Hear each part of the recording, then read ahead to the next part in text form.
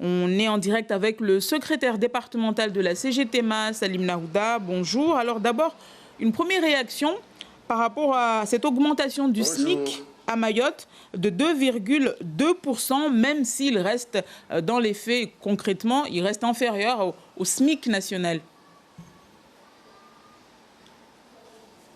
Déjà, il faut qu'on comprenne que le SMIC national en 2015 a été rattrapé, disons, le SMIC de Mayotte avait rattrapé le SMIC national par rapport au net. Avec l'application depuis janvier 2018, les salariés de Mayotte ont vu leur revenu ou leur salaire mensuel diminuer de plus de 145 € mensuels. Donc ça, nous avons jugé que c'était une discrimination vis-à-vis des salariés qui sont dans ce département.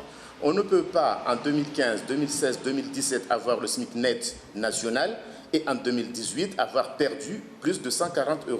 Et aujourd'hui, dire qu'il y a une hausse de plus de 2%, pour nous, ce n'est pas encore suffisant parce que ce que nous demandons, c'est l'application pure et dure du SMIC national à Mayotte. On ne peut pas être dans un territoire où il y a des secteurs ou des régions ou des départements qui sont discriminés de cette manière-là, en l'occurrence le département de Mayotte. Donc les démarches qui sont engagées par le gouvernement, par les différents gouvernements depuis 2018, sont néfastes pour les salariés de Mayotte, vu qu'ils ont perdu un pouvoir d'achat qui n'est pas négligeable. Mais qu'est-ce qui empêche aujourd'hui d'aligner le SMIC national ou le SMIC à Mayotte sur le SMIC national ? Avec tous les taxes et les charges qui vont avec. Qu'est-ce qui empêche cela? Je pense que le choix politique qui est fait ici, c'est pour continuer à discriminer les travailleurs de ce département. Alors que nous dénonçons cette démarche. Nous avons des parlementaires, nous avons des élus qui peuvent aussi continuer à dénoncer cette discrimination. Est-ce que nos parlementaires ont suffisamment relayé la voix des travailleurs de ce département pour l'alignement de tous les droits? Nous avons la question du SMIC qui est posée, il faut l'aligner. Qu'est-ce qui empêche les cotisations? Ce n'est pas à nous de décider, mais ce sont les législateurs qui décident la hausse des cotisations sociales ou les seuils qui sont appliqués à Mayotte ou ailleurs. Actuellement, il y a en circulation la loi sur le financement de la sécurité sociale. Là, je pense que nos parlementaires pourraient profiter pour faire glisser un certain nombre de revendications des travailleurs de ce département. Est-ce que ça sera fait? C'est la question qu'on se pose. Viendra tout de suite la question du Code de la sécurité sociale, parce que tout ça, c'est lié. Le Code de la sécurité sociale n'étant pas appliqué à Mayotte, nous avons vu depuis le mois de juillet que les salariés ou les travailleurs au niveau national, ils ont droit à 28 jours de congé de paternité, alors que n'ayant pas le Code de la sécurité sociale qui s'appliquait à Mayotte, malheureusement, les salariés de Mayotte n'ont pas ce droit-là, alors que ce sont des salariés comme tous les autres. Donc, ça fait partie des points que nous dénonçons.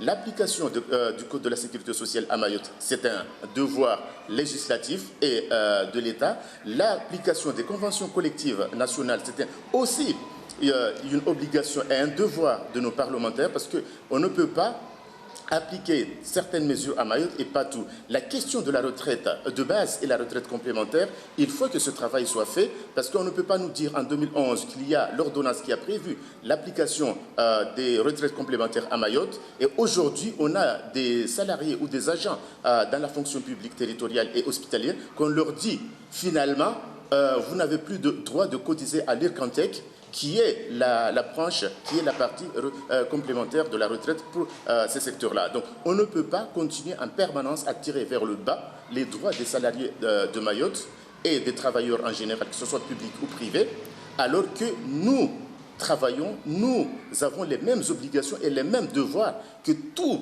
travailleurs au niveau national. Salim Naouda, vous parlez des parlementaires depuis tout à l'heure. On a l'impression que finalement, les syndicats ou les patrons des syndicats locaux n'arrivent pas à travailler avec les parlementaires. Il n'y a pas d'échange entre vous? Je pense que tous les écrits que nous faisons, que ce soit au niveau des syndicats des salariés ou des syndicats des employeurs, moi je mets du côté les employeurs parce que si on attendait tout venir des employeurs, on n'aurait jamais rien eu dans notre département. Donc si nous avons des parlementaires, ce sont les gens qui ont été élus par le peuple. Donc c'est à eux de travailler justement pour que l'ensemble de ces mesures s'appliquent à Mayotte. Les employeurs, ils ont leurs revendications, mais je ne suis pas là à étaler leurs revendications. Donc les parlementaires devraient effectivement écouter les syndicats des salariés de ce département et avancer les revendications pour qu'on finisse avec les discriminations.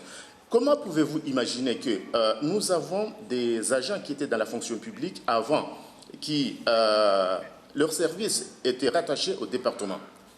Après la privatisation de ces secteurs tels que France Télécom, les hydrocarbures ou EDM, on a des agents qui avaient cotisé pendant toutes ces années-là et aujourd'hui, pour avoir leur retraite partie fonctionnaire, c'est tout un parcours de combattants. Donc, toutes ces inégalités, toutes ces discriminations doivent cesser. C'est la raison pour laquelle nous, à Mayotte, on appelle massivement les salariés à se mobiliser demain, comme ça se fera au niveau national et des autres départements, justement pour dénoncer cette discrimination et avoir les mêmes droits que partout.